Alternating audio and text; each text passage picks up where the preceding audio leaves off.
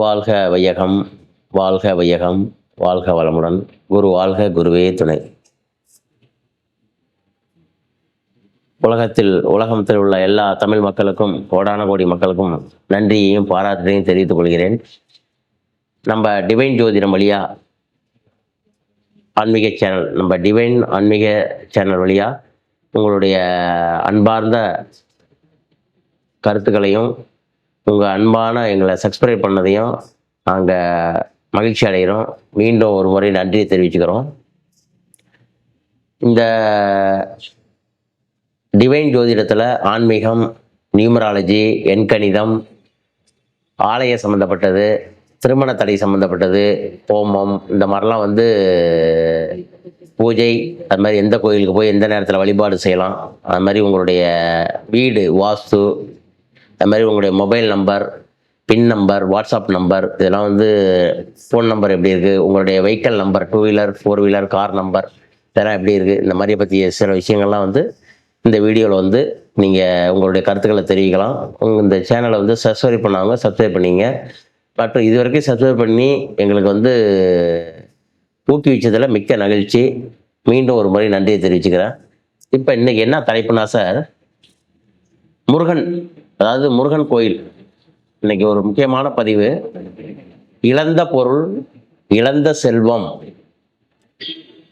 இழந்த பொருள், இழந்த செல்வம், அதாவது இழந்த சொத்து, இழந்த மனைவி, அதாவது பெரும் பிரச்சனை. நிறைய சொத்து கேஸு பிரச்சனை இந்த மாதிரிலாம் ஆயிட்டோம்.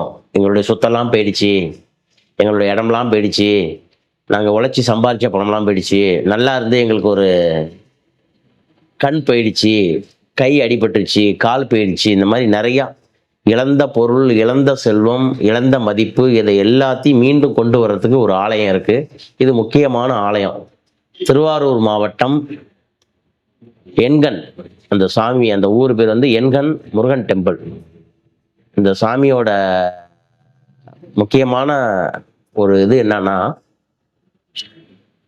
8 கண்ணு இல்லாமல் இந்த பிரம்மபுரீஸ்வர், இந்த சாமி சிவனுடைய பேர் பிரம்மபுரீஸ்வர், அம்பாள் பேர் வேதநாயகி. இந்த கோயில் ஓமன்னும் பிரணவ வடிவத்தில் தான் இருக்குது. நீங்கள் போய் சாமி கும்பிடணும்னா இந்த கோயிலில் முதல்ல போய் கன்னிமூல கணபதி, அதாவது வடமேற்கு மூலையில் உள்ள விநாயகரை வணங்கணும். அதுக்கு அடுத்தது முருகனை வணங்கணும். அதுக்கு அடுத்தது சிவனை வணங்கணும். அப்படியே சுற்றி சண்டிகேஸ்வரரை வணங்கணும். அப்படியே அம்பாளை வணங்கணும். கொடிமரனுக்கு உளுந்து கும்பிட்டு மறுபடியும் முருகன்கிட்ட கொடிமரனுக்கும் உளுந்து கும்பிடணும். ஓமன்னும், அதாவது ஓமன்னும் பிரணவ வடிவத்தில் தான் இந்த கோயில் இருக்குது, முருகன் கோயில். செங்கோட்டு சோழன் இந்த கோயிலை கட்டினாங்க. இந்த மன்னன் இந்த கோயிலை கட்டினாரு. 3 கோயிலை கட்டினார் அவர். சிக்கல் முருகன் கோயில், 8குடி முருகன் கோயில், ப்ளஸ் எண்கண் முருகன் கோயில். இந்த சிக்கலில் வடித்த, இந்த சிக்கலில் செங்கோட்டு சோழன் மன்னன் ஒரு சிற்பிக்கிட்ட இந்த முருகன் சிலையை எடுத்து வடிங்க அப்படின்னு சொன்னாங்க. அதுக்கு இந்த சிற்பி நல்லா அழகாக வடித்து சிக்கலில் மயில் மேல் அமர்ந்த கோலம், எல்லா இடத்துலையும் நீங்கள் போய் பார்த்தீங்கன்னா மயில் மேல் அமர்ந்த கோலத்தில் நீங்கள் பார்த்தீங்கன்னா முருகன் சிலை அழகாக இருக்கும், கண்கொள்ளா காட்சியாக இருக்கும். முருகனை பார்த்தா அப்படி ஒரு நம்ம குழந்த மாதிரியே இருக்கும் சிக்கலில். அது மாதிரி அந்த சிற்பி நல்லா அழகாக தத்ரூபமாக வரைஞ்சி மன்னனுக்கு பேரும் புகழும் வாங்கி கொடுத்து அந்த சிற்பி நல்ல பேர் வாங்கி இந்த சிக்கல் முருகன் கோயில், நீங்கள் சிக்கல் முருகன் கோயிலுக்கு போனீங்கன்னா தெரியும். இதை கண்ட மன்னன் இந்த மாதிரி முருகன் சிலையை வேற எங்கேயும் வடிக்கக்கூடாதுன்னு சிற்பியோட கை கட்ட விரலை வெட்டிடுறாரு. என்ன செய்கிறாரு, சிற்பியோட கை கட்ட விரலை வெட்டிடுறாரு. அந்த சிற்பி என்ன செய்கிறாரு, மறுபடியும் அப்படியே வர்றப்ப அடுத்ததா 8குடிங்கிற முருகன் கோயிலையும் கட்டவரல் எல்லாமே அந்த 8குடியில் முருகன் செய்கிறாரு, சிலை செய்கிறாரு. அந்த முருகனும் இந்த சிக்கலில் எப்படி வடிச்சாரோ அதே மாதிரி இருக்கு அந்த முருகனும். அதுவும் மயில் மேல அமர்ந்து, அதுவும் கண்கொள்ளா காட்சி, அதுவும் அழகு அந்த முருகனும். இந்த முருகன் 8குடியிலையும் இந்த மாதிரி வடிச்சிட்டாருன்னு மன்னன் போய் அதில் கும்பாபிஷேகம் பண்ணி சாமி கும்பிட்டுட்டு வர்றப்ப, ஓ இங்கேயும் ஒரு சிலை வடிச்சிட்டாரா அப்படின்னு சொல்லி, இதுவும் நல்லா இருக்குன்னு சொல்லி அவர் என்ன செய்யறாரு, 2 கண்ணியும் நோண்டி எடுத்துறாரு. இந்த சிற்பியோட இனிமேல் வேற சிலை எங்கேயுமே நீ வடிக்கக்கூடாது அப்படின்னு சொல்லி. 3வதா சமீவனம்னு பேர். இந்த ஊர் எண்கணுக்கு பழைய பேர் சமீவனம். விருத்த காவேரி, வெட்டாற்றங்கரை, அந்த பக்கம் ஓடுற ஆறு வெட்டாறுன்னு பேர்.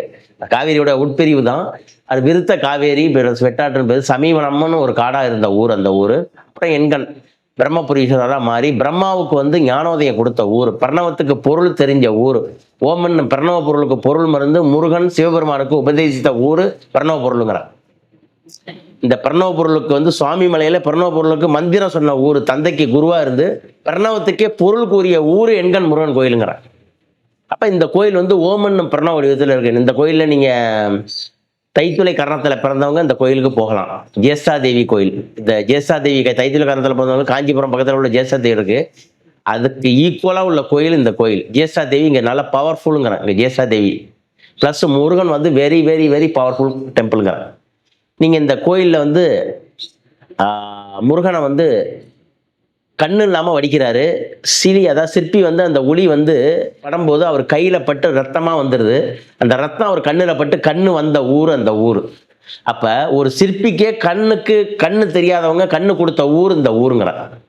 ஒரு சிற்பி கட்டவரல் இல்லாமல் கண்ணு இல்லாமல் ஒரு முருகன் சிலையை வடித்த ஊர்னா அது எண்கண் மட்டும்தாங்கிறார். அப்பேற்பட்ட ஊர் எண்கண். கண்ணே இல்லாதவனுக்கு கண்ணு வந்த ஊர். அதனால வந்து இந்த ஊருக்கு வந்து இழந்த பொருள், இழந்த செல்வம், இழந்த சொத்து, இழந்த பேர் மதிப்பு எல்லாம் இந்த ஊரில் வந்து முருகனுக்கு தேன் அபிஷேகம் பண்ணி, அப்படி இல்லைன்னா இளநீர் அபிஷேகம் பண்ணி, விசாக நட்சத்திரத்தன்னைக்கு வந்து நீங்கள் சாமி கும்பிட்டு போனீங்கன்னா, 12 மாதமும் ஒவ்வொரு விசாக நட்சத்திரத்தன்னைக்கு வந்து சாமி கும்பிட்டு போனீங்கன்னா உங்களுக்கு என்ன நீங்கள் கோரிக்கையோ, நியாயமான கோரிக்கை என்னவோ உங்களுக்கு கண்டிப்பாக நிறைவேற்றி கொடுக்கும் இந்த முருகன் கோயில். இந்த முருகன் வந்து அப்பேற்பட்ட முருகன். இது நீங்க பாத்தீங்கன்னா மயில் மேல ஏறி தத்ரூபமா இருக்கும். வள்ளி தெய்வானையோட தத்ரூபமா இருக்கும் இந்த கோயில். ஓமன் பிரணவ வடிவத்துல தான் இருக்கும் இந்த கோயில். ஓமன் மந்திரம் வந்து உலகத்துக்கே ஒழிக்குது. அந்த ஓமன் பிரணவ மந்திரம் வந்து இந்த கோயிலுக்கு பிரணவ உபதேசம் பெற்ற ஊர் இந்த ஊருங்கிற.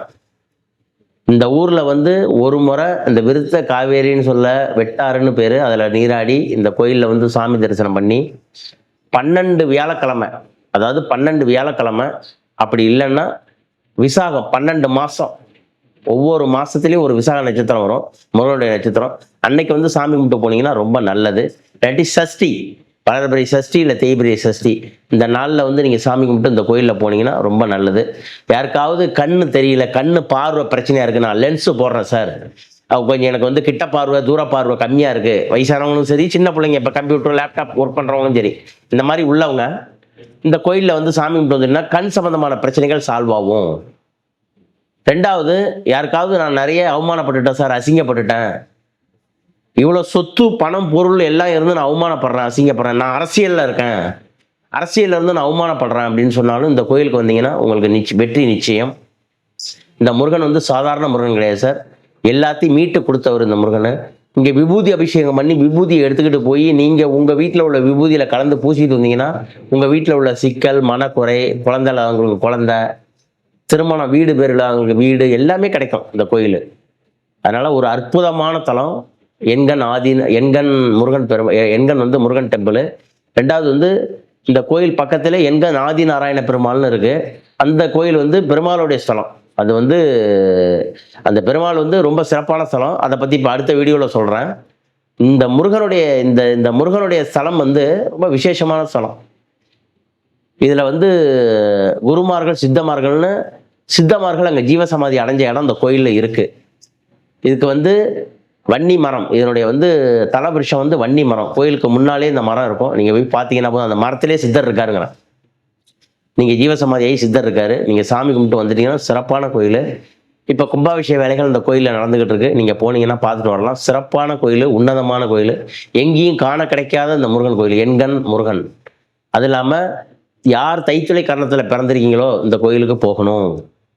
யார் விசாக நட்சத்திரத்தில் பிறந்தவங்களோ இந்த கோயிலுக்கு போகணும். யார் வியாழக்கிழமை பிறந்திருக்காங்களோ இந்த கோயிலுக்கு போகணும். எல்லாரும் போகலாம், குறிப்பாக ஸ்பெசிஃபிக்காக அதெல்லாம் சொல்கிறேன். அது மாதிரி வந்து யார் தனுசு மீனம், அது மாதிரி ரிஷபம் துலாம் ராசியில் பிறந்தவங்க, ரிஷபம் துலாம் தனுசு மீனம் இதில் பிறந்தவங்க இந்த கோயிலுக்கு போகணும். இப்படி போயிட்டு வந்தீங்கன்னா சிறப்பான வாழ்க்கை, சிறப்பான இது அமையும். ரொம்ப பேருக்கு துலா ராசிக்காரவங்க இல்லை ரிஷபராசிக்காரவங்களுக்கு வந்து வெளிநாடு வெளியூரில் போய் இருப்பாங்க, வெளி மாநிலத்தில் போய் சம்பாதிப்பாங்க. அவங்கெல்லாம் வந்து வெளியூரில் வந்து போலீஸ் கேஸு பிரச்சனைகள் இல்லாமல் இருக்க, வெளிநாட்டில் வெளியூரில் இருக்க இந்த ஆலயத்துக்கு வந்து நீங்கள் சாமி கும்பிட்டுட்டு போகணும். சாமி கும்பிட்டீங்கன்னா ரொம்ப சிறப்பாயிடும், நல்லாயிடும், உத்தமமான பேரும் புகழும் அடையலாம். நீங்கள் என்ன நினச்சி வந்து கோரிக்கை கேட்குறீங்களோ அதெல்லாம் நடத்தி வைக்கும். ஆமாம் சார், இது முக்கியமான ஆலயம். தஞ்சாவூர், அதாவது தஞ்சாவூர் மாவட்டத்தில் திருவாரூர் மாவட்டம் அருகே 10 கிலோமீட்டர் தொலைவில் எண்கண்கிற ஊர். அதுக்கு பஸ் வழிசும் இருக்குது, வசதியும் இருக்குது, ஆட்டோ வசதியும் இருக்குது. நீங்கள் வந்து நேராக அந்த கோயிலை அடைஞ்சி நீங்கள் சாமி தரிசனம் பண்ணிட்டு வரலாம். போகிறப்ப கண்டிப்பாக அந்த முருகனுக்கு முல்லைப்பூ வாங்கிட்டு போனால் ரொம்ப நல்லது. வெளியில் முல்லைப்பூ மாலையோ இல்லை உங்களுக்கு பிடிச்ச மாலை எதுவும் ப்ளஸ் முல்லைப்பூ இருந்தால் ரொம்ப நல்லது. வாங்கிட்டு போய் சாமி தரிசனம் பண்ணி அர்ச்சனை பண்ணிட்டு வந்தீங்கன்னா ரொம்ப நல்லது. மிக்க மகிழ்ச்சி சார், வாழ்த்துக்கள். இந்த எண்கண் முருகன் கோயிலை போயிட்டு சாமி தரிசனம் பண்ணிட்டு வாங்க, எல்லாரும் வாழ்க்கையில் வெற்றி அடையலாம். வாழ்த்துக்கள் சார். இதில் ஏதாவது உங்களுடைய கருத்து வேணும்னா கீழே உள்ள கமெண்டில் தெரிவிங்க. மிக்க மகிழ்ச்சி சார், வாழ்த்துக்கள். நன்றி. வாழ்த்துக்கள். வாழ்க வளமுடன்.